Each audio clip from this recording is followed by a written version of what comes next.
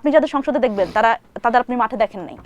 তারা কেউ লন্ডনে ছিল, কেউ শিলংয়ে ছিল, মানুষ বলে, আমরা বলি না, মানুষ বলছে তারা কেউ লন্ডনে ছিল, শিলংয়ে ছিল, তারপরে বিভিন্ন জায়গা থেকে তারা এসে 5 আগস্টের পরে তারা এই ক্ষমতার ভাগাভাগির মধ্যে এসছে। কিন্তু যেই ছাত্র দলের যেই ছেলেটা, বিএনপির যেই কর্মীটা এই গত 17 বছর হামলা মামলার মধ্যে পড়েছে, যাকে বারবার করে পুলিশ হেনস্থা করেছে, সে পালিয়ে থেকেছে, তার পরিবারের সাথে দেখা করতে পারে নাই, তার সন্তান হয়েছে সেই সন্তানের সাথে দেখা করতে পারে নাই, বিএনপি সেই কর্মীটা যার এই মামলার লড়তে লড়তে তার জমি জমা সব বিক্রি করতে হয়েছে, সেই কর্মীটা কি এই ক্ষমতার মধ্যে আছে, এই সংসদে আছে?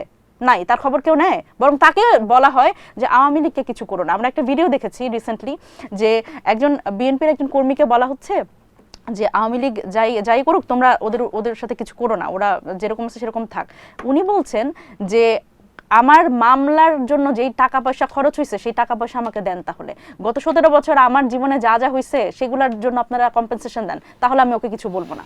সুতরাং এই যে ক্ষমতার ভাগাভাগি, এটা দেখবেন ওপর মহলে শুধু আছে, এবং যারা সত্যিকার অর্থে স্টেক দাবি করার কথা তারা কিন্তু আসলে আমাদের এই সিনের মধ্যে নেই, তারা সিন আউট।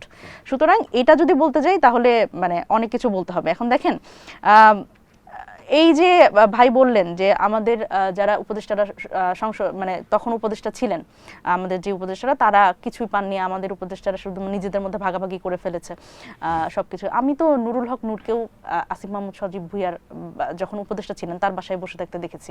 সুতরাং এইটা যদি বলতে যাই যে কে আসলে কতটুকু নিচে তার এলাকার জন্য, এটা বলতে গেলে আরো অনেক কথা বের হয়ে আসবে, সেটা আমি বলতে চাই না এত ওপেন প্লেসে। সুতরাং এই জায়গায় আসলে সবাই সেই সুবিধাটা নিয়েছে যে আমরা সেই আগের কমরেড সেই দাবি করে, নানান ধরনের সম্পর্কের দাবি করে অনেকেই আসলে নিজের সুবিধাটা নিয়েছে এবং তারা কিন্তু এখন বহাল তবিয়তে আছে, সেটা আমরা না বলি। এখন দেখেন যে ভাই খুব গুরুত্বপূর্ণভাবে যে কথাটা বলতেছেন সেটা হচ্ছে যে এই যে 4টা প্রশ্নের মধ্যে গণভোটটাকে আটকে ফেলা এবং এখানে আসলে হ্যাঁ ভোট দেওয়া, এবং এটা তো দেখেন স্পষ্টত বিএনপিটা প্রতারণা করেছে জনগণের সাথে। আপনি বলেন তো যে মির্জা ফখরুল ইসলাম আলমগীর তিনি হ্যার পক্ষে প্রচারণা করেন নাই? করেছে। এখনকার বর্তমান স্বরাষ্ট্রমন্ত্রী চেয়ারম্যান নিজে করেছে, বর্তমান স্বরাষ্ট্রমন্ত্রী সালাউদ্দিন আহমেদ করেছে, সবাই হ্যার পক্ষে প্রচারণা করেছে। তাহলে এখন এসে যদি এত অসুবিধা হয় তাহলে তখন কেন কোনো অসুবিধা ছিল না?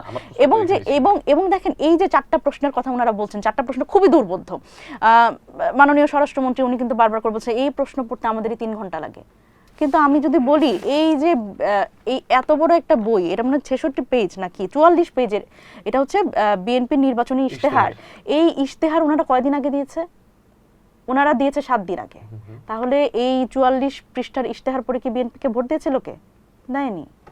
তাহলে 44 পৃষ্ঠার ইশতেহার যদি 7 দিন আগে দেয়, সেটা পড়ে যদি মানুষ বিএনপিকে ভোট দিতে পারে, আর 4টা প্রশ্ন তারা পড়ে ভোট দিতে পারবে না, যে 4টা প্রশ্নের একটা প্রশ্ন